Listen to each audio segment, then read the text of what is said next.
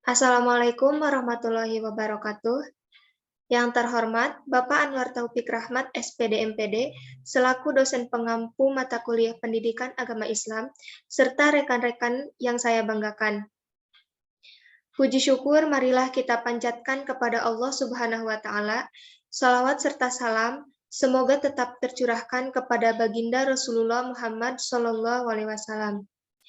Sebelumnya, perkenalkan saya Nursipa Latifah dengan NPM 213403135 selaku moderator yang akan membimbing jalannya presentasi kali ini. Izinkan saya memperkenalkan anggota kelompok saya, yaitu Eis Rahayu dengan NPM 213403128, Irma Mardiana dengan NPM 213403131, Lala Nabila Buraida dengan NPM 213403138, dan Jalfa Nahdah dengan NPM 213403139. Kami dari kelompok 5 akan mempresentasikan mengenai pernikahan.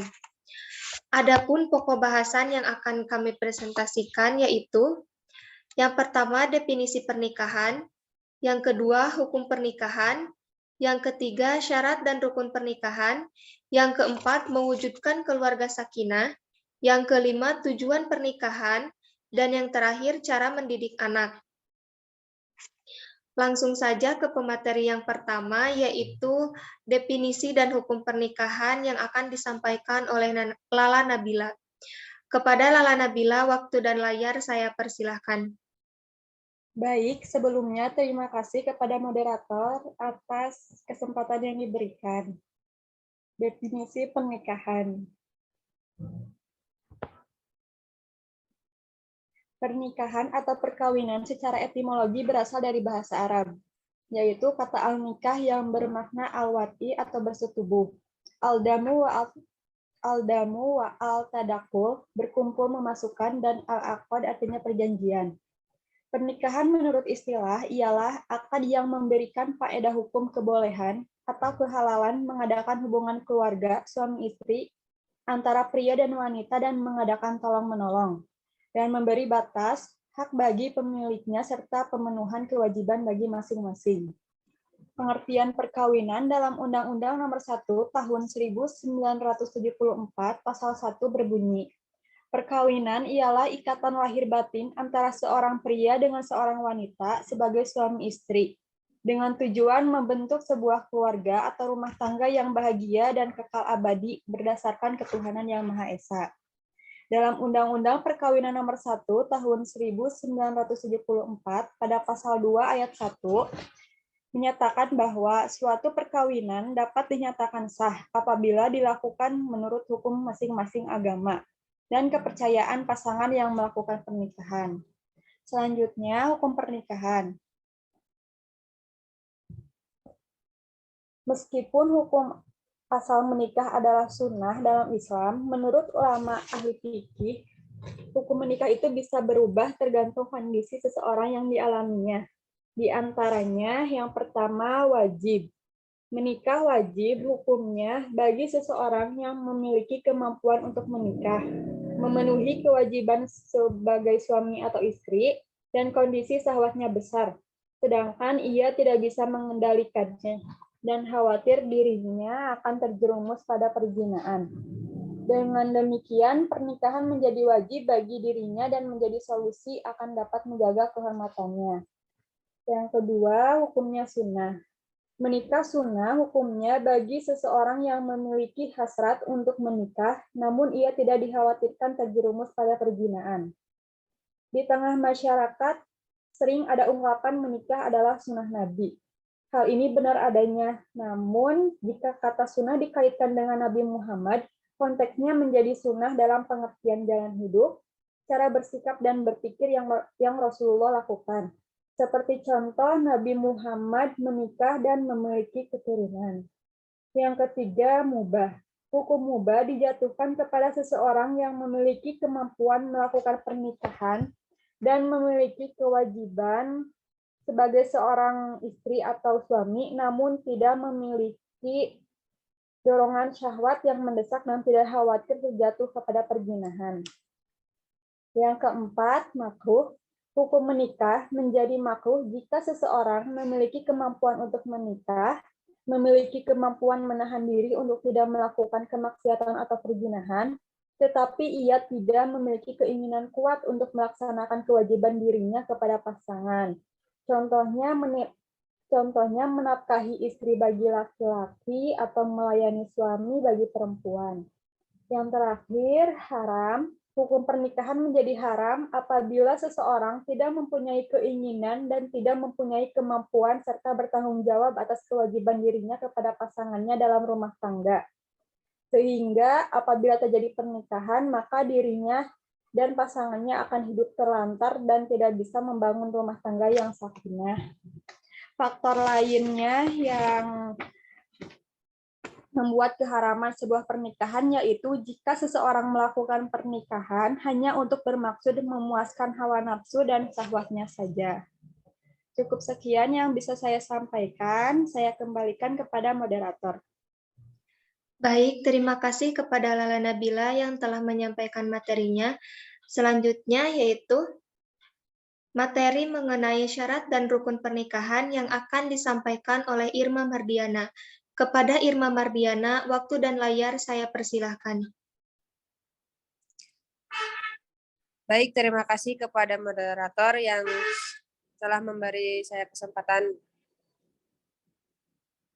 Syarat dan rukun pernikahan.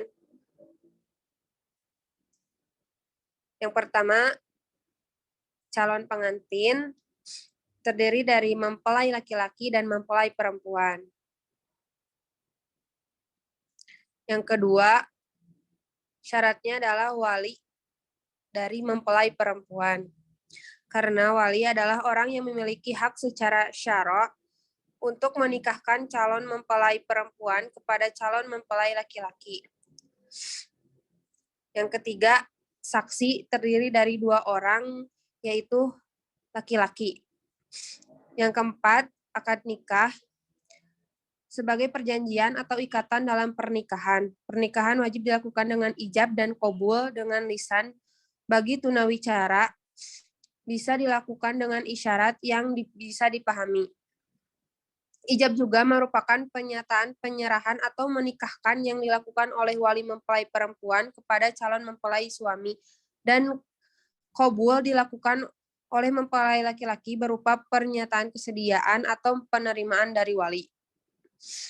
Yang kelima, mahar. Mahar juga disebut nihlah atau sodak, merupakan rukun pernikahan, namun sebagian ulama menganggap mahar sebagai syarat bagi syahnya nikah. Baik, sekian dan terima kasih atas materi yang saya sampaikan.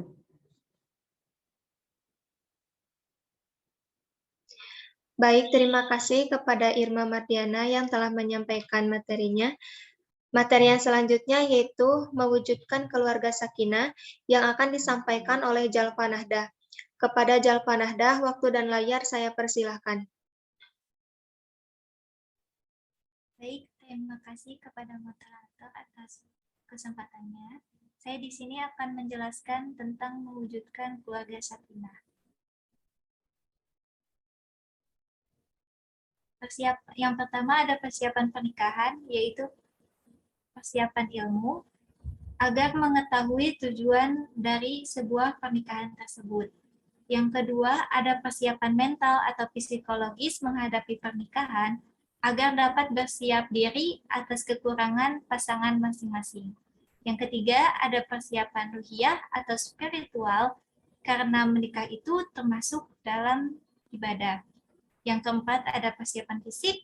Yang kelima, ada persiapan ekonomi atau harta dikarenakan dalam prosesnya perlu biaya yang cukup untuk membangun sebuah rumah tangga. Yang selanjutnya, proses pernikahan. Dalam proses pernikahan, seseorang harus memenuhi semua syarat dan rukun yang telah ditetapkan. Setelah semua persyaratan terpenuhi, selanjutnya mendaftar ke kantor urusan agama atau KUA dan mengikuti terhadap dan mengikuti tahap selanjutnya berdasarkan atas hukum yang berlaku agar pernikahan tercatat di pencatatan sipil atau diakui oleh negara. Setelah mendaftar ke KUA, proses pernikahan bisa dilangsungkan dengan disaksikan oleh pihak KUA. Selanjutnya diberikan bukti pernikahan berupa buku nikah untuk masing-masing pasangan. Setelah akad berlangsung, disunahkan untuk menyelenggarakan walimah al-ursi atau pesta keluarga pernikahan. Walimah al-ursi ini tujuan intinya adalah memberitahukan bahwa telah terjadi pernikahan di antara pasangan yang menikah agar terhindar dari fitnah di masyarakat. Yang selanjutnya, walimah biasanya diselenggarakan tergantung adat istiadat di mana pasangan itu menikah, seperti adanya kesenian musik tari atau budaya yang lain. Tetapi yang penting dicatat adalah semua kegiatan tersebut tidak boleh bertentangan dengan syariat Islam. Bahkan dianjurkan untuk tidak bermegah-megahan atau pesta yang melampaui kewajaran masyarakat, agar tidak terjadi kecemburuan sosial atau kemubaziran harta. Yang selanjutnya, ada membangun keluarga. Dalam membangun sebuah keluarga terdapat sebuah kewajiban, yaitu kewajiban suami dan istri. Yang pertama, kewajiban suami, yaitu memberi nafkah lahir batin. Yang kedua, memperlakukan atau mempergauli istri dengan baik, lemah lembut, dan menjaga kehormatannya. Lalu mendidik dan membimbing istri tersebut. Yang kedua, ada kewajiban istri, yaitu menaati suami selama perintahnya tidak berlawanan dengan agama dan berlaku setia, menjaga kehormatan keluarga, dan selalu menyenangkan suami dengan tingkah laku, sikap, dan penampilannya. Mungkin sekian dari saya, dikembalikan kepada moderator. Baik, terima kasih kepada Jalfanada yang telah menyampaikan materinya. Selanjutnya itu materi yang terakhir, yaitu tujuan pernikahan dan cara mendidik anak yang akan disampaikan oleh Eis Rahayu. Kepada Eis Rahayu, waktu dan layar saya persilahkan. Baik, terima kasih kepada moderator yang telah memberikan saya kesempatan. Di sini saya akan membahas mengenai tujuan pernikahan dan juga cara mendidik anak. Yang pertama mengenai tujuan pernikahan. Boleh di next.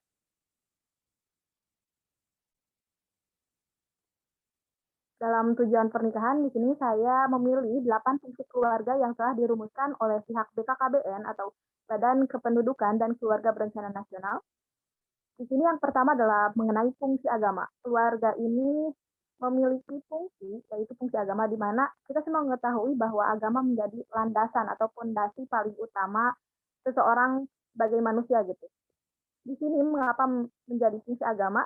Dalam sebuah hadis disebutkan bahwa setiap anak yang lahir ke dunia itu dalam keadaan fitrah atau suci, dan yang menjadikan dia Nasrani, Majusi, dan sebagainya itu adalah orang tuanya sendiri gitu.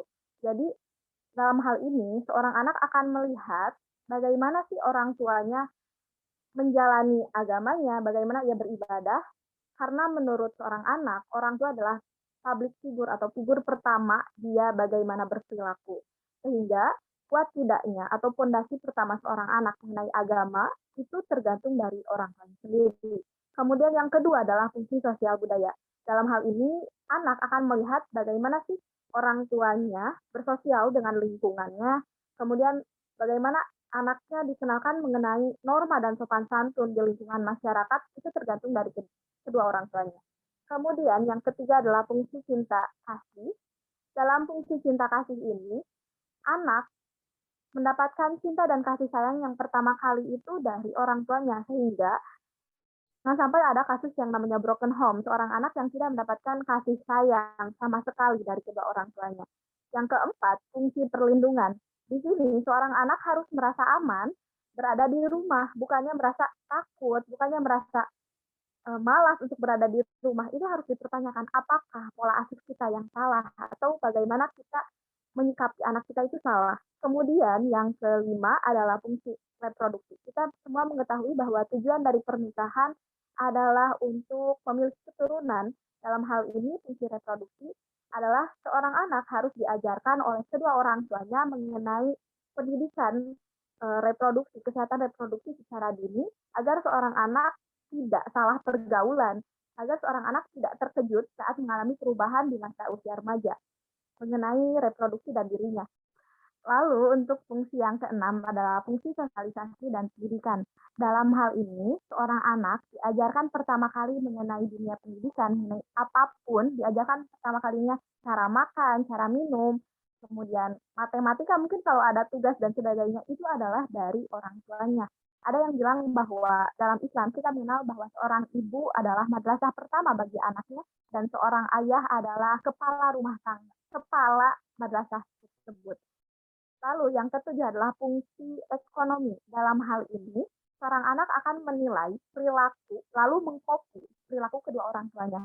Jika kedua orang tuanya hemat atau mungkin boros, jangan ragukan dan jangan salahkan anak, mengapa anak tiba-tiba boros gitu. Kalau misalnya orang tuanya juga menghambur-hamburkan uang secara percuma. Kemudian yang kedelapan adalah fungsi pembinaan lingkungan. Dalam hal ini, kedua orang tua harus mulai mendidik anak, mengajarkan bagaimana sih mencintai lingkungan, misalnya dengan melakukan hal kecil seperti membuang sampah pada tempatnya. Kemudian next, nah yang terakhir adalah cara mendidik anak. Ini diambil dari kisah nyata. Sepasang suami istri yang tinggal di daerah Citayong, mereka bernama Bapak X dan Ibu Y. Mohon maaf identitasnya saya samarkan. Mereka dikaruniai 5 orang anak, terdiri dari 3 anak laki-laki dan 2 anak perempuan. 1 anak perempuan dan 2 anak laki-lakinya sudah berkeluarga. Beliau sendiri berprofesi sebagai seorang petani dan mengabdikan diri yang sudah tidak lagi muda untuk mengabdi di masjid. Dan sepasang suami istri ini hanya lulusan SD, namun anak-anaknya berhasil lulus SMA atau SMK dan anak bungsunya saat ini tengah berada di bangku perkuliahan. Anak-anak beliau ada yang memiliki jabatan brand consulting dan kepala senior logistik di salah satu perusahaan cat rambut yang ada di Indonesia.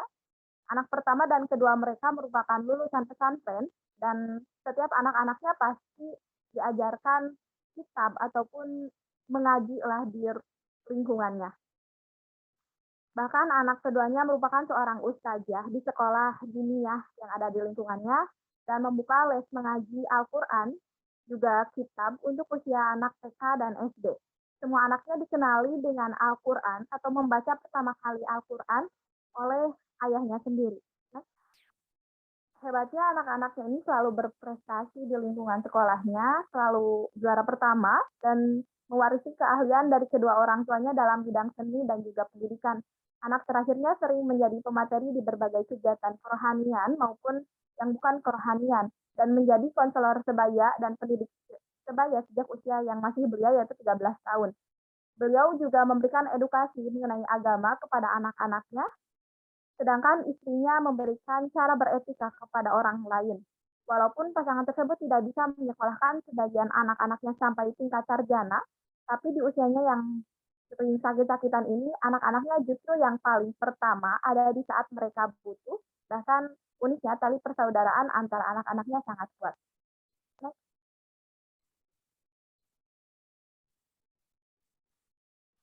Nah, di sini menurut beliau, cara mendidik anak adalah dengan menentukan siapa ibu mereka, dalam artian sebelum menikah, menentukan dulu istri kita itu mau yang seperti apa, bagaimana kelakuannya, bagaimana sifatnya. Dalam hal ini, beliau memilih calon istri yang penurut.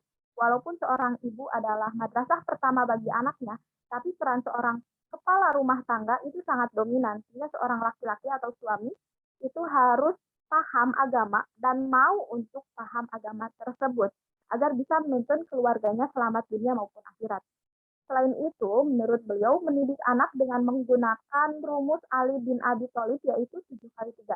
Yang pertama, usia 0 sampai 7 tahun atau 7 tahun pertama diperlakukan layaknya raja. Dalam hal ini, kita harus memperlakukan anak dengan lemah lembut, kemudian dengan bahasa yang baik, dan apabila kita ingin memperingatnya, misalkan dia berbuat salah atau tidak seharusnya, maka haruslah dengan kalimat yang sederhana dan mudah dipahami anaknya. Kemudian pada usia 7-14 tahun atau 7 tahun kedua, kita harus memperlakukannya diibaratkan layaknya tawanan. Dalam hal ini seperti kita harus mengenalkan kewajiban dan haknya sebagai seorang muslim. Misalkan sudah mulai dikenalkan nih kewajibannya dalam melaksanakan sholat, puasa, kemudian dia tidak boleh sembarangan bergaul dengan lawan jenis, kemudian tetap harus jangan sampai anak menjauh dari kita karena kita terlalu mengekangnya gitu. Kemudian pada usia 14 dan sampai 21 tahun atau 7 tahun ketiga, diperlakukan anak sebagai sahabat. Dalam hal ini, usia 14 sampai 21 berarti usia remaja, di mana usia-usianya seorang anak membangkang, di mana usia-usia peralihan dari masa anak-anak menuju dewasa. Sehingga kedua orang tua itu harus berperan layaknya sahabatnya, sehingga anak-anak tidak merasa stres ketika di rumah, anak-anak tidak merasa jengah melihat kedua orang tuanya. Pokoknya kita harus pentingin anak kita agar nanti ketika kita tua, anak kita punya alasan lebih kuat mengapa mereka harus patuh kepada orang tuanya. Mungkin itu saja yang ingin saya sampaikan. Sisanya saya kembalikan lagi kepada moderator. Terima kasih. Baik, terima kasih kepada Ais Rahayu yang telah menyampaikan materinya. Terima kasih juga kepada Bapak Anwar dan juga rekan-rekan yang sudah menyimak presentasi kali ini dari awal sampai akhir.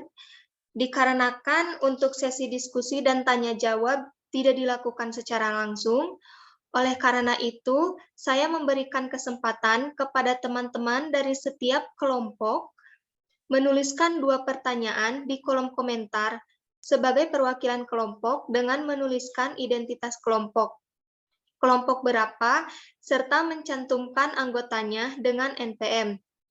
Nanti dari kelompok kami akan menjawab semua pertanyaan yang masuk di kolom komentar.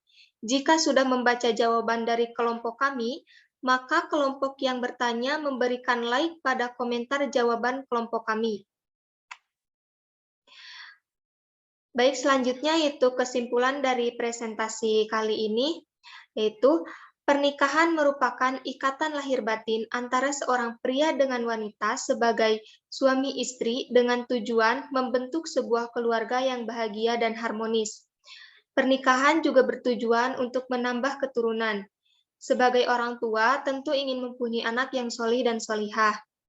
Adapun caranya agar bisa mendidik anak yaitu dengan cara Ali bin Abi Thalib dengan rumus 7x3, yaitu untuk 7 tahun pertama diperlakukan layaknya sebagai raja, untuk 7 tahun yang kedua diibaratkan layaknya tawanan, dan untuk 7 tahun yang ketiga memperlakukan anak sebagai sahabat.